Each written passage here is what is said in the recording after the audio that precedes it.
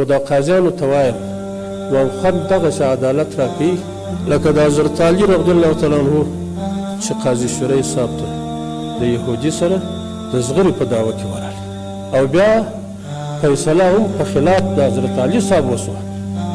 یهودي وایي چې قاضي د امیرالمؤمنین فیصله زما په ګټه ما زه خو د خدای سره نه غواړم چې ما محکمې ته کش کړي او که دغسې امتحان په ما باندې راسي یا زما په مسؤلینو باندې راسي چې دغسې ورسره ولاړ شي محکمې ته دا زما هدف دی بس دغسې عدالت غواړم رب جل جلاله دې راولي عدالت د یو حکومت د بقا ذریعه ده د ظلم سره حکومت نه پاتېږي یو مظلوم په محبس کې ناست دی بلا جرم شکنجې وهل زورول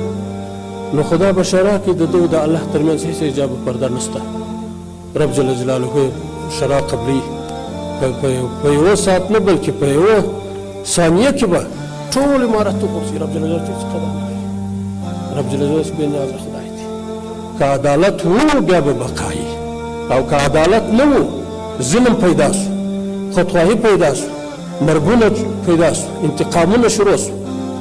بې له محکمې وژنې وسوې دا ملک به تباه کېږي دا د ظلمو سره بقا